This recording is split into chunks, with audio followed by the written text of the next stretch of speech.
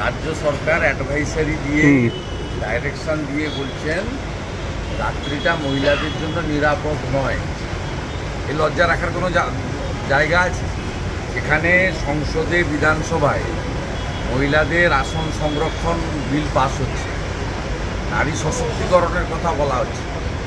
কেন্দ্র রাজ্য সরকারগুলি মহিলাদের কেন্দ্রিক জনকল্যাণমূলক কর্মসূচি ঘোষণা করছে, কার্যকর করছে।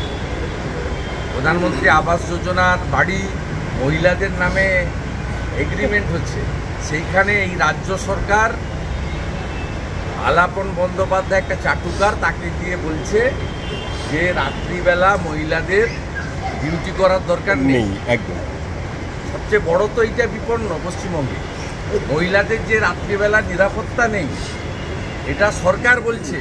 নবান্ন থেকে মুখ্যমন্ত্রীর সাদা হাতি পোষার মতো যাদের অ্যাডভাইসার করে রেখেছেন 3 লক্ষ টাকা করে মাসে খরচ করে, তারা বলছেন। এরপরে বলবে যে দিনের বেলাও মহিলারা বাড়ি থেকে বেরোবেন না। বললাম তো, পশ্চিমবঙ্গে নারী স্বাধীনতা, নারী সুরক্ষা, নারীর অধিকার, নারীর নিরাপত্তা সবটাই বিপন্ন। তার জন্য দায়ী মমতা বন্দ্যোপাধ্যায়। মুখ্যমন্ত্রীকে আক্রমণ তিলোত্তমার বাবা মা, মুখ্যমন্ত্রীর বিচার চেয়ে যারা প্রতিবাদ করছে তাদের ওপর আক্রমণ করছে, বারবার প্রতিবাদ। আমি তো করবো ওনার বাবাকে, জাতীয় পতাকা নিয়ে নবান্ন যাওয়ার কলটা দিন না। ওনার বাবাকে আসতে হবে না, বয়স্ক মানুষ, শোকাতুর হৃদয় নিয়ে আছেন। আমরা বাকিটা যা করার করে দেবো। জাতীয় পতাকা নিয়ে, ন্যাশনাল ফ্ল্যাগ নিয়ে উনি কলটা দিন। আমাদের পলিটিক্যাল সীমাবদ্ধতা আছে, আমরা কল দিতে পারছি না, বা সামগ্রিকভাবে রাজনৈতিক দল নিজের মত প্রকাশ করছে। এবং এখানে বিজেপি, সিপিএম, তাদের বিভিন্ন বা অন্য রাজনৈতিক দল সংগঠন, তাদের নিজস্ব কিছু দায়বদ্ধতা আছে, বাধ্যবাধকতাও আছে।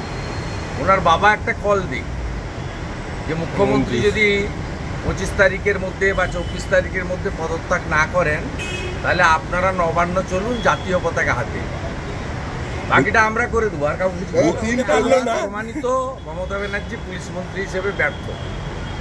প্রথমত খেলা পরিচালনা করতে পারেন না, দ্বিতীয়ত এটা রাজ্যের লজ্জা, এই রাজ্যের খেলাটা চলে গেল ঝাড়খণ্ডে।